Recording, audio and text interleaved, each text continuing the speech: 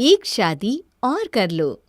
अरोरा परिवार में उनके घर की सबसे बड़ी बहू का स्वागत आज बड़े ही धूमधाम से किया गया है। दिव्या और आकाश की शादी को लेकर घर में सब लोग काफी खुश थे। अरे बधाई हो कावेरी, आखिर तुम्हारे घर में भी बहू आ गई। हाँ भाई हाँ, आप सबको भी बधाई हो। आओ आओ, दुल्हन से तो मिल लो। हाँ हाँ चलो, बहू की मुंह दिखाई करते हैं। माँ जी, ये सब आप कल कर लीजिएगा, आज मैं बहुत थक गई हूँ, मैं अपने कमरे में सोने जा रही हूँ। अरे बहुत ज़्यादा वक्त नहीं लगेगा, बस सब लोग तुम्हें देख लेंगे और आशीर्वाद दे देंगे। नहीं नहीं नहीं, इन सब में बहुत वक्त लग जाएगा, मुझसे ये सब नहीं होता, आप ये कल कर लीजिएगा ना। थोड़ी देर बैठ जाओ ना, सब लोग आए हैं पड़ोस से तुम्हें मिलने के लिए। तुम्हें बैठना हो तो बैठो, मैं जा रही हूँ। अरे सुनो तो। पर दिव्या तो बिना सुने चली जाती है। लगता है बहुत थक गई है, आजकल की लड़कियां ना कमज़ोर होती है एकदम। आप लोग बैठिए, मिठाई खाइए। कावेरी, तेरी बहू तो बहुत ही तेज तरार है, हमसे आशीर्वाद भी नहीं लिया और मुंह उठाकर चल दी। अरे नहीं नहीं, ऐसा कुछ नहीं है, वो शादी में बहुत थक गई है ना, बस इसलिए। हाँ भाई ठीक है, अब इसकी बहू है, ये जाने कि क्या करना है क्या नहीं। अरे आप लोग बैठिए ना, मैं मिठाई लाती हूँ। अब जिसको देखने आए थे वो तो चली गई, हम बैठकर क्या करेंगे कावेरी? हाँ हम भी चलते हैं, जब वो अच्छे मूड में हो ना तब बता देना, ठीक है? हम आशीर्वाद देने आ जाएंगे। अरे ऐसे मत कहो तुम दोनों रुको, मैं मिठाई लेकर आती हूँ।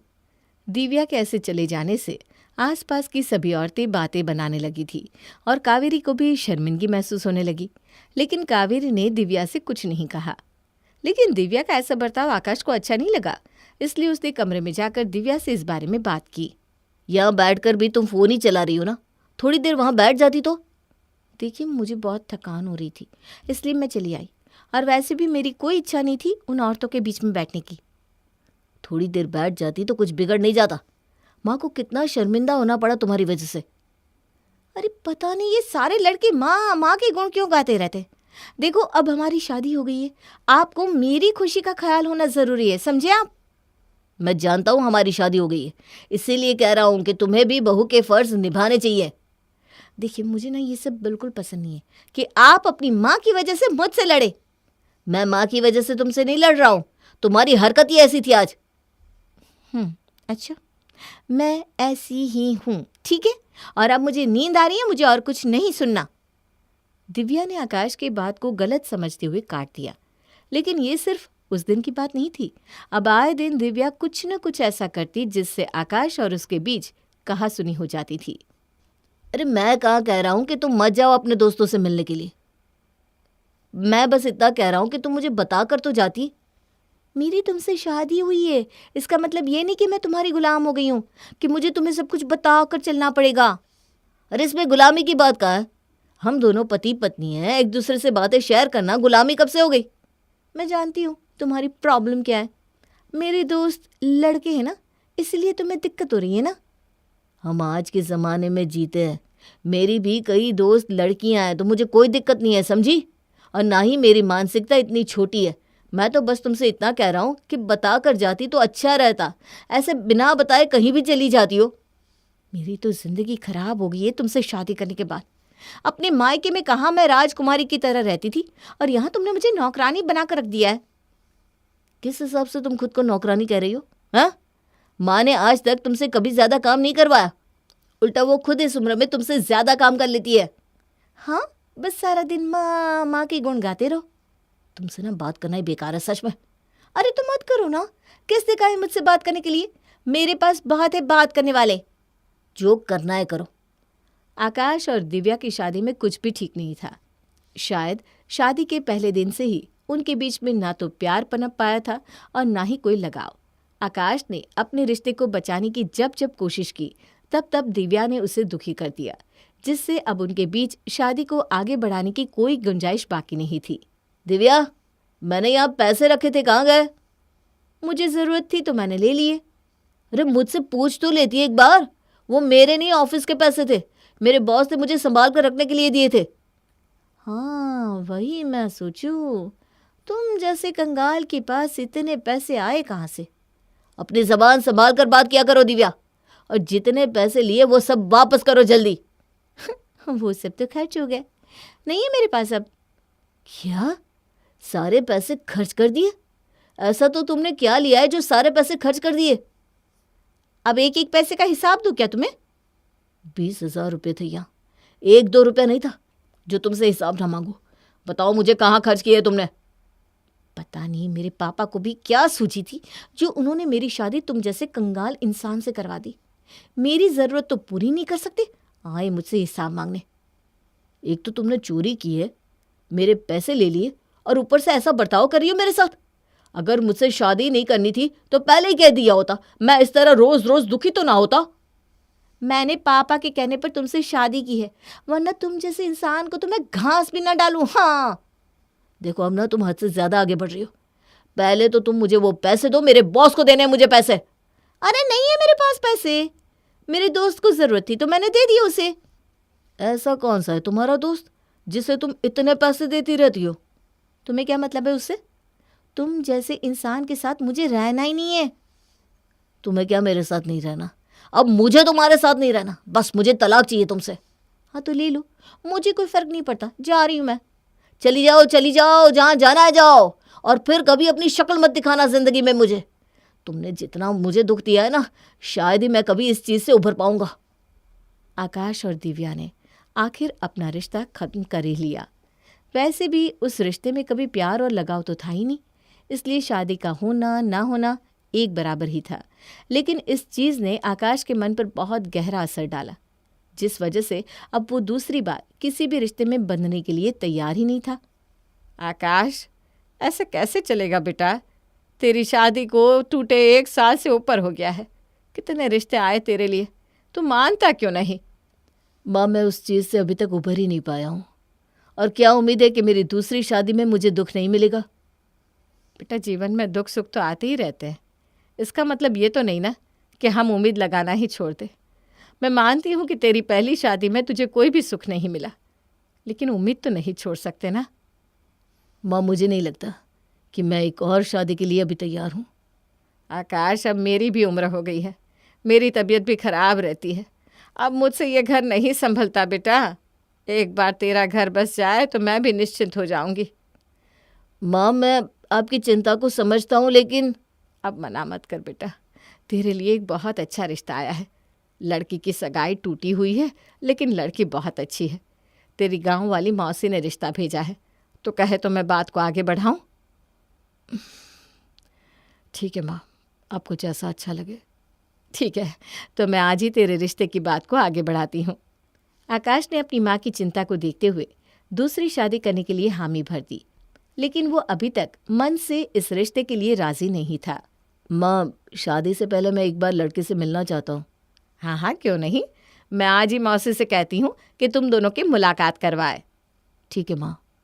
लेकिन बेटा, एक बात का ध्यान रखना, ज्योति से कुछ ऐसा मत कह देना कि उसका दिल दुख जाए या ये शादी टूट जाए। माँ मैं इस दूसरी शादी को करने से पहले ज्योति से सब कुछ साफ साफ बात करना चाहता हूँ, जिससे उसे बाद में कोई पछतावा ना हो। ठीक है, मैं मौसी जी से कहती हूँ कि ज्योति हमारे घर भेज दे, जिससे तुम दोनों अकेले में बात कर सको। आकाश के कहने पर कावेरी ने ज्योति और आकाश की मुलाकात करवा दी। देखो ज्योति, मैं ये शादी करने से पहले तुमसे साफ साफ कुछ बातें बताना चाहता हूँ।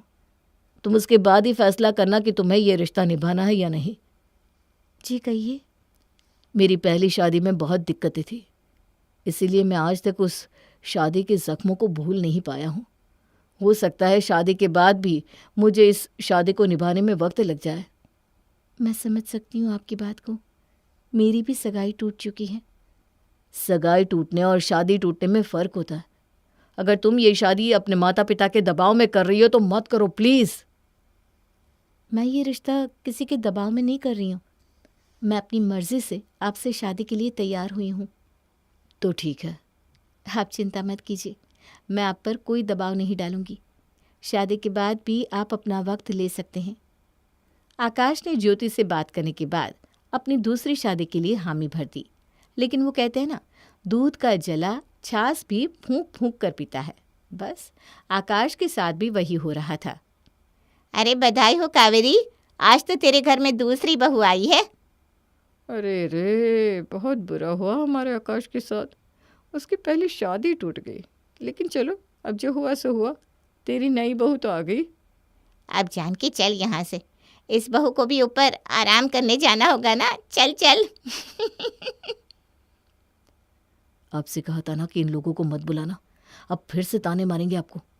अरे मैंने नहीं बुलाया, खुद ही आ गई है दोनों। वो क्या है ना, बहू थक गई होगी इसलिए। अरे नहीं, आंटी जी आप लोग बैठिए ना, मैं बिल्कुल नहीं थकी हूँ।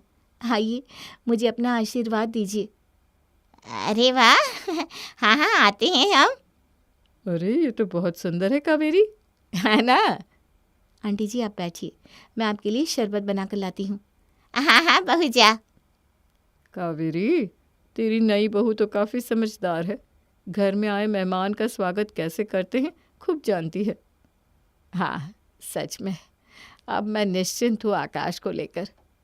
ज्योति ने आते ही कावेरी का दिल जीत लिया। जिन कड़वी यादों से कावेरी निकल ही नहीं पाई थी, ज्योति ने अपने प्यार और लगाव से उन यादों को मिटा दिया। लेकिन आकाश अभी भी ज्योति को पूरी तरह से अपना नहीं पाया था। ज्योति बेटा, तूने तो आते ही पूरे घर को संभाल लिया है। मुझे तुझ पर अब पूरा भरोसा है।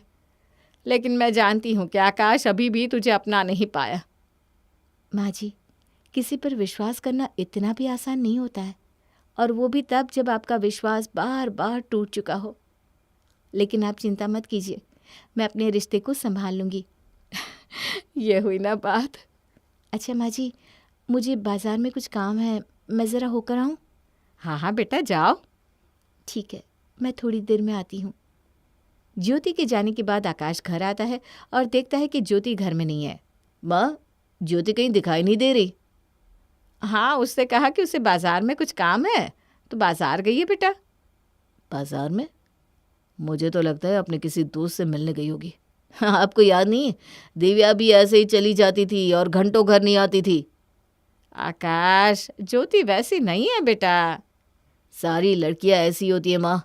अब देखना कितनी देर से आती है और आकर कहेगी, माँ जी बाजार में कुछ अच्छा नहीं मिला। लेकिन मुझे तो मिल गया। ये देख, ज्योति आ भी गई। माँ जी, मैं ये सब्जियाँ लाई हूँ, और ये मशरूम भी। ये कल आपसे कह रहे थे ना मशरूम खाना है, इसीलिए मैं बाज़ार में वहाँ चौक पर गई थी मशरूम लाने, इसलिए थोड़ी देर लग गई।